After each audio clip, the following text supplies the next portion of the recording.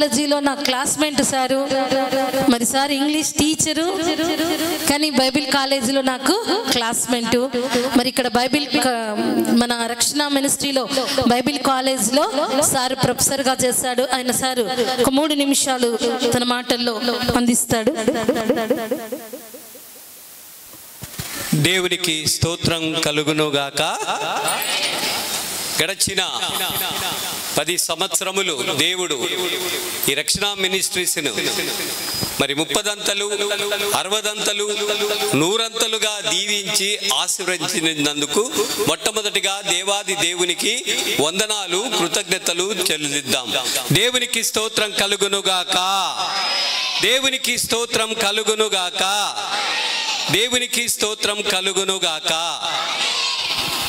ఈ ప్రజలు నన్ను పెదవులతో గణపరచెదరే కానీ వారి హృదయము నాకు దూరముగా ఉన్నది.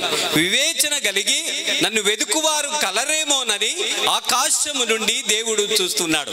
అందరూ తమ సొంత కార్యాలు చూసుకుంటున్నారు కానీ దేవుని కార్యాన్ని ఎవరు కానీ రక్షణ మినిస్ట్రీ సంఘము వారు అయితే మరి దేవుణ్ణి జ్ఞాపకం చేసుకొని గడిచిన 10 సంవత్సరములు దేవుడు కాచి కాపాడాడు. అందును బట్టి మరి ఆమె ఒక్కతే సంతోషం పొందుకోకుండా మరి దైవ సేవకులను, బంధుమిత్రాదులను, విశ్వాసులను అందరినీ కూడా పిలిపించి మీరు నాతో కూడా సంతోషించుడి. దేవుడు నా పట్ల, నా బిడ్డల పట్ల, నా కుటుంబం పట్ల చేసిన మేలును బట్టి ఆయనకు నేనేమి చెల్లించగలను? రక్షణ పాత్ర చేకూర్చి యెహోవా నామమున ప్రార్థన చేసేదను.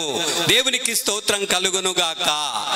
కనుక ప్రార్థనే మనకు విజయము, ప్రార్థనే మన ఆయుధం. నీకు కష్టం వచ్చినా, నీకు నష్టం వచ్చినా నువ్వు ఏం చేయాలి? ప్రార్థన చేయాలి. ఈనాడు అనేక క్రైస్తవులలో ప్రార్థన చేసేదానికి సమయం దొరకడం లే.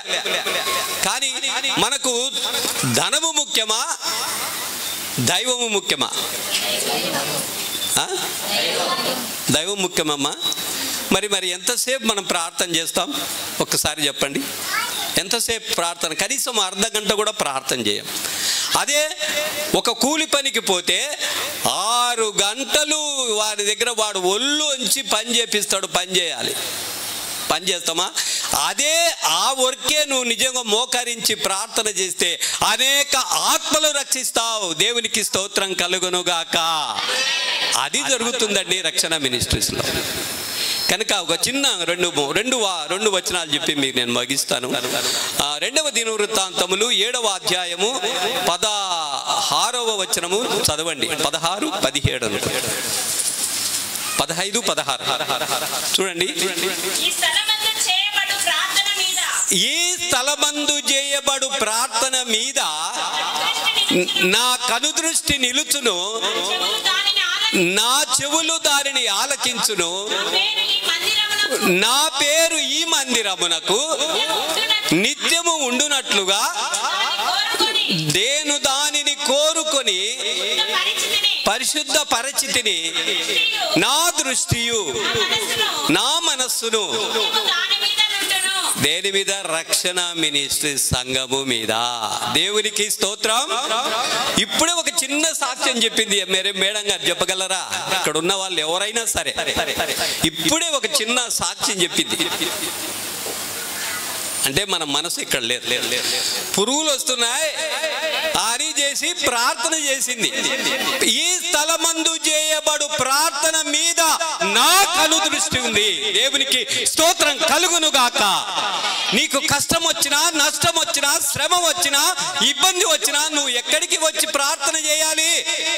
దేవుని మందిరానికి వచ్చి ప్రార్థన చేయాలి. దేవుని బిడ్డ, నువ్వు అందరినీ రాజులను ఆశ్రయించుట కంటే, నరులను ఆశ్రయించుట కంటే యెహోవాను ఆశ్రయించుట మేలు. నన్ను ఆశ్రయించుడి, నన్ను ఆశ్రయించిన ఎడల మీరు బ్రతుకుదురు. దేవునికి మహిమ కలుగునుగాక. మరి మేడం గారు మంచి సాక్ష్యం చెప్పారు. అదే అంటే దానిని బట్టి ఇక్కడ ఆత్మదేవుడు సంచారం చేస్తున్నాడమ్మా. మీరు నమ్మండి, నమ్మకపోండి. ఇదే సాక్ష్యం. ఆ సాక్ష్యాన్ని పట్టుకొని మీరందరూ కూడా మంచి మనసుతో మరి సమయానికి వచ్చి దేవుణ్ణి ఆరాధించి మహిమపరిచి మీ కుటుంబాలు 30 60 100 1000 ఆశీర్వదించబడి అనేకులకు ఆశీర్వాదకరంగా ఉండురుగాక. దేవుడు ఈ మాటలు దీవించునుగాక. మరి ఒకసారి నాకు మంచి